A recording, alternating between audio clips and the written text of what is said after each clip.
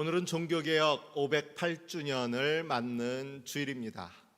1517년 10월 31일 마틴 루터가 독일의 비텐베르크 성당 문 앞에 95개 조항의 반박문을 붙이며 유럽 전역에 종교개혁의 바람을 불러일으켰습니다. 사실 당시 루터는 말 그대로 종교개혁을 일으킬 의도까지는 없었습니다. 다만 가톨릭 교회의 자성을 통해 교회가 보다 하느님의 뜻에 합당한 교회가 되기를 바라는 그런 마음이었습니다.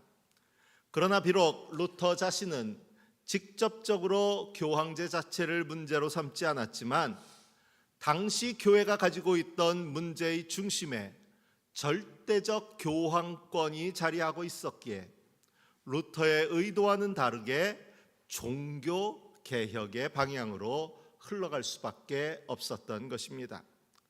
당시 교황은 신적 대리자로서 중세 유럽에서 막강한 권력을 가지고 있었습니다. 1077년 주교 임명권을 두고 교황과 대립하다가 파문당한 로마 제국의 황제 하인리 4세가 이탈리아의 카노사에 있던 교황 그레고리오 7세에게 찾아가 자신의 파문을 취소해달라고 로마의 황제가 교황을 찾아가서 자신의 파문을 취소해달라고 3일 동안 무릎을 꿇고 빌기까지 했던 소위 카노사의 굴욕으로 불리는 이런 사건이 있을 정도로 당시 교황이 가지고 있던 절대 권력은 누구도 흔들 수가 없었습니다. 교황은 하느님의 자리를 대신하고 있었고 이처럼 교황권이 신격화하면 할수록 교황과 그 교황을 지지하던 무리들은 더 많은 권력과 부를 누릴 수 있었습니다. 최근에 영국 성공회에서는 491년의 성공회 역사에서 기록될 만한 큰 일이 있었습니다. 역사상 처음으로 여성 사제가 캔터베리 대주교가 된 그런 사건이었습니다. 캔터베리 대주교는 영국 성공회의 수장님과 동시에 국가별로 자체 주교를 두는 전 세계 165개국 8,500만 성공회 공동체를 대표하는 인물입니다. 거의 교황의 버금가는 직책이라고 할 수 있는데 바로 그 자리에 여성 사제가 임명된 것입니다. 그런데 이런 캔터베리 대주교를 지칭하는 그 표현이 눈에 띄입니다. 동등한 사람들 가운데 첫 번째라고 이 캔터베리 대주교를 지칭하고 있습니다. 동등한 사람들 가운데라는 이 표현에 담긴 나름 가톨릭 교회와의 차별화가 눈에 띄지 않습니까?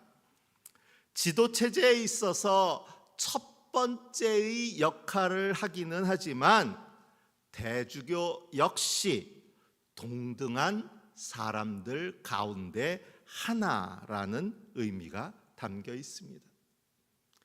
그런 의미에서 소위 종교개혁을 이루었다는 개신교 내에서 몇몇 대형교회 목사들이 목사의 권력을 교황에 버금갈 정도로 전횡하는 오늘의 모습은 과연 이들이 개혁교회의 일원이 맞나 하는 의문을 갖게 합니다. 오늘이 종교개혁 508주년을 맞는 주일이지만 이 날을 종교개혁 기념주일이라고 부르지 않고 종교개혁주일이라고 부릅니다. 종교개혁은 508년 전에 역사적으로 끝난 과거의 일이 아니라 지금 현재도 진행되고 있다는 의미를 가집니다. 우리가 흔히 종교개혁주일이 되면 개혁된 교회, Reformed Church가 아니라 개혁하는 교회, Reforming Church가 되어야 한다고 말하는 것도 같은 이유입니다. 그러려면 우리 안에 있는 또 다른 권력의 탐심을 내려놓아야 합니다. 사제에게만 집중되었던 권한이 만인에게 나누어졌던 것처럼, 특정 인종에게만 독점되었던 권한이 모든 인류에게 열려진 것처럼, 남성에게만 주어졌던 권한이 여성에게 확장되어야 하는 것처럼, 계속해서 그 권위를 나누고 열고 확대할 때 진정한 개혁 교회일 수 있습니다. 이것은 단지 교회의 지도체제에 대한 것만이 아닙니다. 지난번 제가 제주 평화포럼에 참여했을 때 한 발제자로부터 한국교회의 극우화에 대한 흥미로운 해석을 들을 수 있었습니다. 그 발제자는 한국의 대형교회를 초기 대형교회와 후기 대형교회로 나누면서, 초기 대형교회는 마치 예수님 주변에 몰려들었던 군중들처럼 먹고 사는 문제, 질병의 문제 등을 해결하려는 그 욕구가 기독교적 축복 논리와 결합해서 형성된 것이 초기 대형 교회였다면, 후기 대형 교회는 이미 어느 정도 먹고 사는 문제에서 벗어난 소위 중산층 이상의 계층, 사실은 특권층이라고도 부를 수 있는 파워 엘리트 그룹에서 그들끼리의 인맥 형성을 이루기 위해 교회들로 모여진 것이 후기 대형 교회가 되었다는 해석이었습니다. 한때 여러분들의 기억 속에 있는 표현들을 불러오자면, 권력의 핵심 인맥을 지칭했던 고소영이라는 말 기억하실 겁니다. 고려대, 소망교회, 영남 사람들이 주축으로 된 권력맥, 또 삼이자, 사랑의 교회 출신 미래를 경영하는 연구 모임 사람들의 권력축, 이것이 정부의 주요 권력 인맥으로 작용했던 그런 시대가 있었고, 이때 주요 연결고리가 바로 교회 인맥이었습니다. 최근에도 최상병 특검 얘기가 나올 때마다 교회 인맥 얘기가 계속 나와요. 로비 창구로 활동했던 목사님들과 교회의 통로, 교회가 바로 그런 파워 엘리트들의 사교장이 되어진 것이 후발 대형 교회의 형성을 도왔다라는 해석이었습니다. 그들은 권력의 범주를 자신들의 특정 교회 안에 머물게 하고, 그 안에서 자신들의 인맥을 통해 더 큰 권력을 추구했던 것입니다. 저는 이 발제를 들으면서 그 사람들은 교회 또는 신앙을 단지 자신들의 인맥 쌓기의 도구로 활용한 것만이 아니라, 이미 그들의 신앙 자체가 선민신앙의 틀을 답습한 것은 아닐까 하는 의문을 갖게 되었습니다. 그들은 이미 사회 곳곳에서 소위 파워 엘리트라 불릴 만한 권력을 쥐고 있던 사람들입니다. 돈, 명예, 지위 등등 우리가 흔히 축복이라 불릴 만한 많은 것들을 소유한 사람들입니다. 그들은 이런 축복이 바로 자신들이 하느님께 선택받은 백성이라는 증거가 되었고, 따라서 이런 택함받은 선민인 자신들이 하나로 뭉쳐서 나라를 경영하는 것이 하느님의 뜻이라는 확신도 가졌으리라는 것입니다.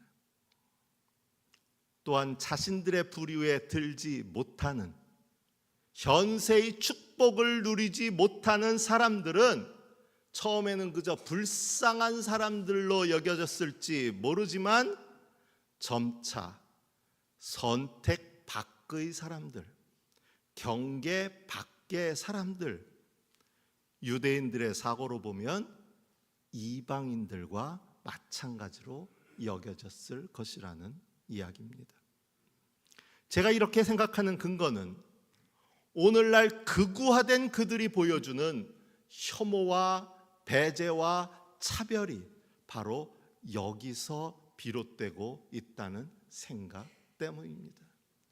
똑같은 그리스도인이고 똑같은 대한민국의 국민이 아니라 자신들만이, 왜? 자신들이 이미 갖고 있는 권력과 부와 명예로 인해서 자신들만이 선택받은 백성이고 자신들만이 축복받은 백성이라는 그런 선민의식에 쩔쩔어서 그 외의 모든 사람들을 오히려 부림받아야 마땅한 존재, 심지어 차별받고 배제받아야 되는 존재로 인식하는 지경에까지 나간 것이 오늘 극우화된 모습을 보이는 한국 교회의, 특히 대형 교회의 현실이라고 본다는 이야기입니다.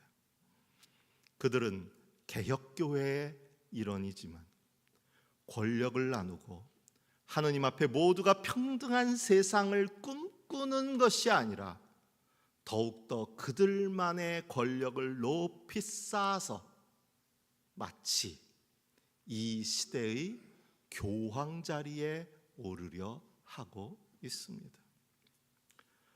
이런 사람들을 오늘의 복음서 말씀에서는 스스로 의롭다고 확신하고 남을 멸시하는 몇몇 사람이라고 지칭하고 있습니다. 그들은 남의 것을 빼앗는 자, 불의한 자, 간음하는 자, 그리고 세리와 같은 그런 다른 사람들과 자신들을 분리함으로써 자신들의 의를 드러내고 있습니다. 배제와 차별을 통한 자기 정당성의 확보입니다. 또한 일에 2번씩 금식하고 소득의 11조를 바치는 행위를 통해서 스스로는 의로운 존재라고 확신하고 있습니다.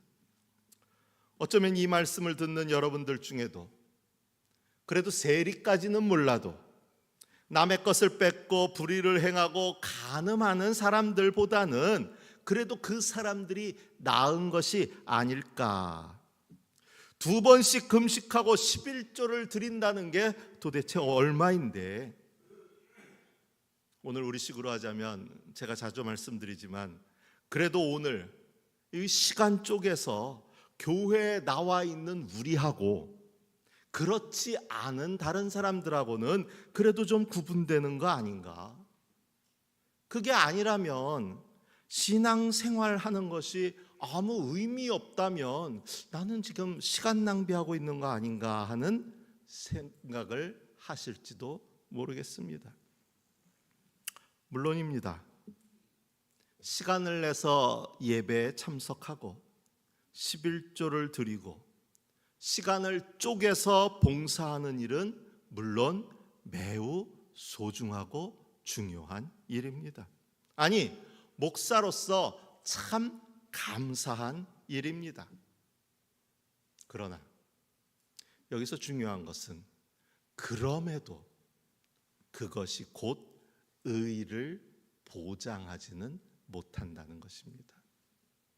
저나 여러분이나 이 자리에 나와서 앉아 있다고 해서 우리가 흔히 얘기하는 신앙생활을 열심히 하고 있다고 해서 그렇다고 스스로 의롭다고 확신할 수는 없다는 것입니다. 성경이 뭐라고 말하고 있습니까? 성경은 믿음으로 의롭게 된다고 하지 않습니다. 믿음을 의로 여기셨다. 그래서 칭의론입니다. 우리에게는 여전히 의롭다고 여겨주시는 주님의 은혜가 필요한 줄로 믿습니다. 면죄부 문제의 핵심은 무엇입니까? 그래도 많은 사람이 교회당 짓겠다고 교회에다 열심으로 헌금한 것이 왜 문제가 되냐고 묻는다면 여러분은 뭐라고 답하시겠습니까? 핵심은 죄의 용서를 면죄부를 사는 행위의 결과로 받아들였다는 것이 면죄부 문제의 핵심입니다. 여러분, 죄의 용서는 무엇으로 가능합니까? 회개일까요? 물론 회개는 죄의 용서를 위한 첫 단추라고 할 수 있습니다. 그러나 궁극적으로 죄의 용서는 하느님의 자비, 하느님의 은혜로 말미암습니다. 주님의 자비가 없이는, 주님의 은혜가 없이는 죄의 용서도 없고 구원도 없습니다. 그래서 우리는 주일마다 주 예수님, 이 죄인에게 자비를 베풀어 주십시오라고 기도할 수밖에 없다는 거예요. 우리는 이것을 세리의 기도에서 발견할 수 있습니다. 세리는 멀찍이 서서 하늘을 우러볼 엄두도 못 내고 가슴을 치며 하나님, 이 죄인에게 자비를 베풀어 주십시오 하고 말하였다. 이것을 바라보고 스스로 의롭다고 확신했던 다른 사람들의 문제는 그들의 행위에 있었던 것이 아니라 일에 2번을 금식하고 11조를 드리고 나름대로 열심으로 성경을 보고 기도를 하고 신앙생활을 하고 그것이 잘못되었다는 것이 아니라 스스로 의롭다고 생각한 그 확신이 문제였던 것입니다. 그렇게 그들은 더 이상 주님의 자비를 필요로 하지 않는 사람들이 되어 버렸기 때문입니다. 파워 엘리트이든 그렇지 않든, 신앙생활을 열심히 하는 사람이든 아니면 1년에 손에 꼽을 만큼 교회에 나오는 사람이든 우리 모두는 주님의 자비와 은혜를 필요로 하는 사람들인 줄로 믿습니다. 제가 이 말을 쓰다가 혼자 킥하고 웃으면서 밑줄을 걷습니다. 큰일 났네. 왜요? 이제 그럼 교회 열심히 다 안 나가도 되는구나. 교회 꼬박꼬박 가는 사람이나 안 가는 사람이나, 헌금생활, 봉사생활 하는 사람이나 아닌 사람이나, 목사님이 똑같다 그랬으니까 이제 냉간하면 쉽게 교회 다녀도 되겠구나. 큰일 날 소리가 아닐까 하고 혼자 웃음 지었습니다. 물론 우리 교회는 그렇게 오해하실 분이 없으시겠지만요, 문제는요, 우리가 주님의 자비와 은혜를 얼마나 절감하고 있느냐, 얼마나 간절히 바라고 있느냐에 있습니다.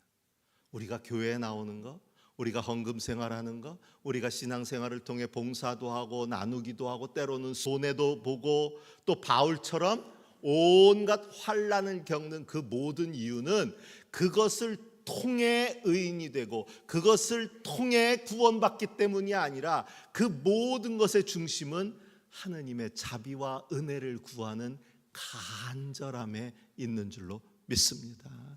그만큼 간절하니까 매주일 주님 앞에 나가 무릎 꿇고 기도할 수밖에 없는 거예요.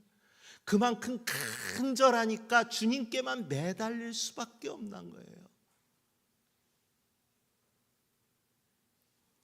주님께서는 스스로 의롭다고 확신했던 그 사람들이 아니라 오직 주님의 자비만을 간절히 구했기에 감히 하늘을 우러러볼 엄두도 내지 못하고 가슴을 치며 자비를 베풀어 주십시오, 자기를 베풀어 주십시오 기도했던 바로 이 사람이 의롭다는 인정을 받았다고 우리 주님은 말씀하고 계십니다.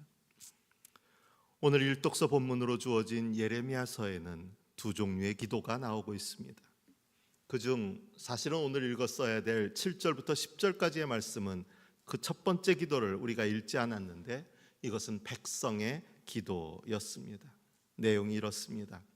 주님, 비록 우리의 죄악이 우리를 고발하더라도 주님의 이름을 생각하셔서 선처해 주십시오. 우리는 수없이 반역해서 주님께 죄를 지었습니다. 주님은 이스라엘의 희망이십니다. 이스라엘이 환난을 당할 때 구하여 주시는 분이십니다. 그런데 어찌하여 이 땅에서 나그네처럼 행하시고 하룻밤을 묵으러 들른 행인처럼 행하십니까? 어찌하여 놀라서 어쩔 줄을 모르는 사람처럼 되시고 구해줄 힘을 잃은 용사처럼 되셨습니까? 주님, 그래도 주님은 우리들 한가운데에 계시고 우리는 주님의 이름으로 불리는 백성이 아닙니까? 우리를 그냥 버려두지 마십시오. 여러분 듣기에 어떠세요? 저 혹시 이 부분에서 아멘 하시는 분이 있으면 어떡하지 걱정했습니다. 듣기에 따라서는요 구구절절이 옳게 느껴져요. 우리가 주님의 백성인데, 쉽게 말하면 나 오늘 교회 가서 예배도 드렸는데 그럼 구원 받아야 되는 거 아닙니까? 비록 내가 완전하진 못해주지만 그래도 주님 이름 생각해서라도 용서해 주셔야 되는 거 아닙니까? 당당하게 얘기하고 있습니다.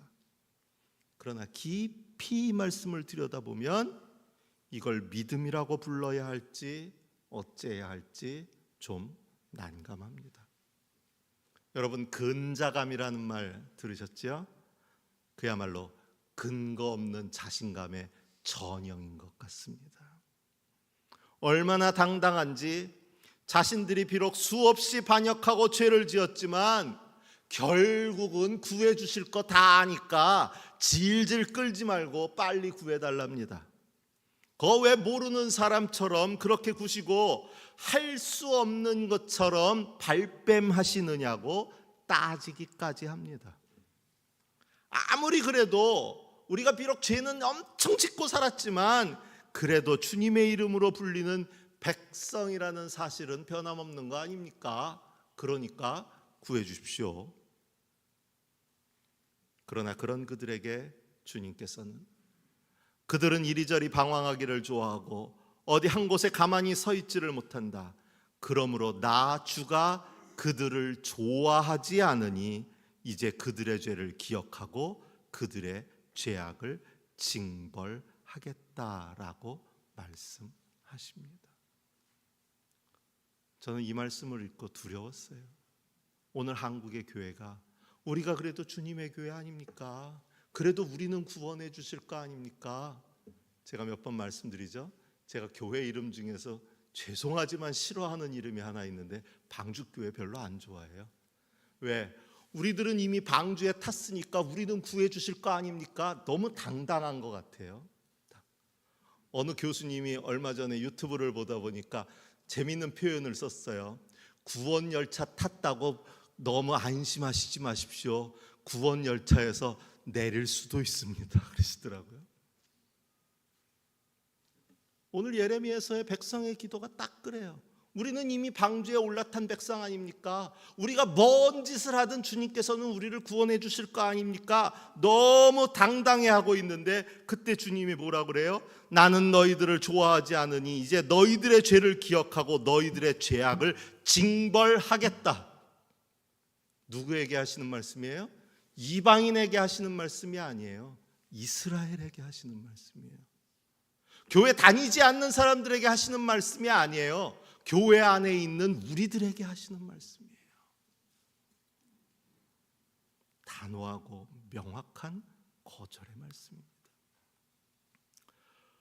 우리가 읽은 두 번째 기도는 예레미야의 기도입니다. 핵심은 20절 이하에 담겨 있습니다. 주님, 우리는 우리의 사악함과 우리 조상의 죄악을 인정합니다.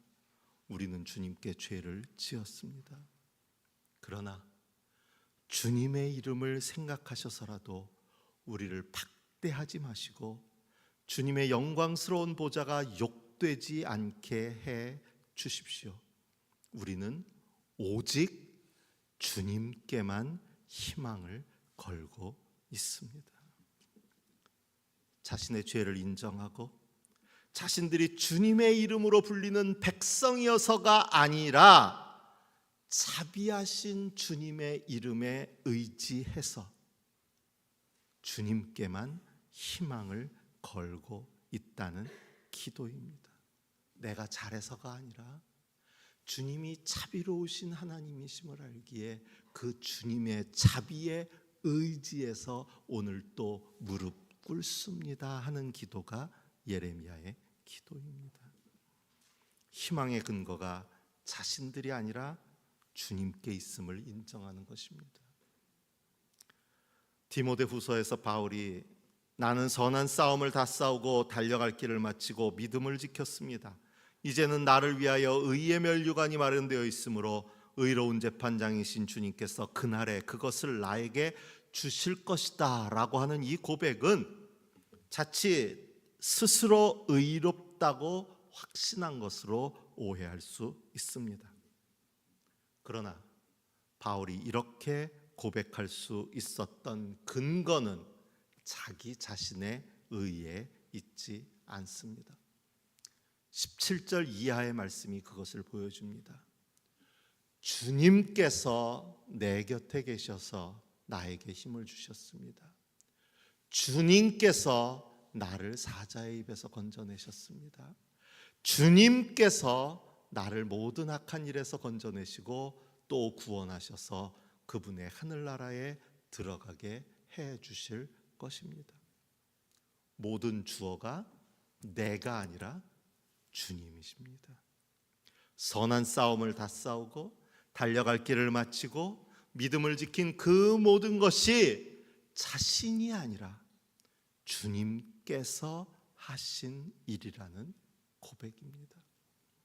그렇게 그 모든 것은 주님의 자비였고 주님의 은혜였습니다.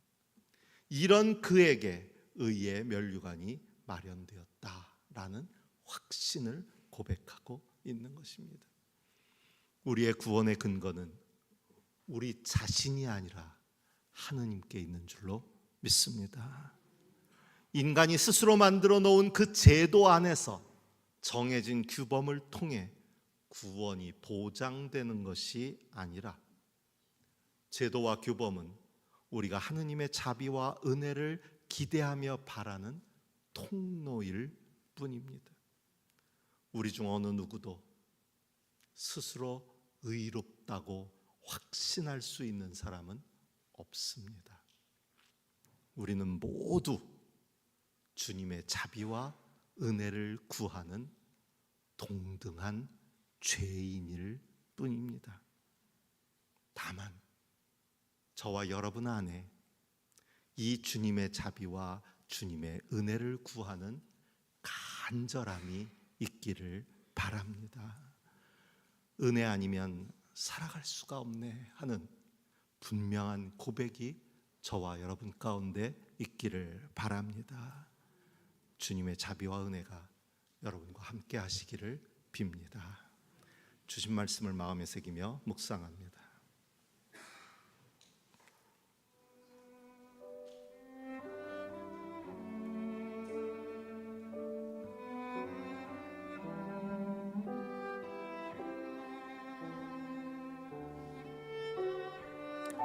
하나님, 이 죄인에게 자비를 베풀어 주십시오.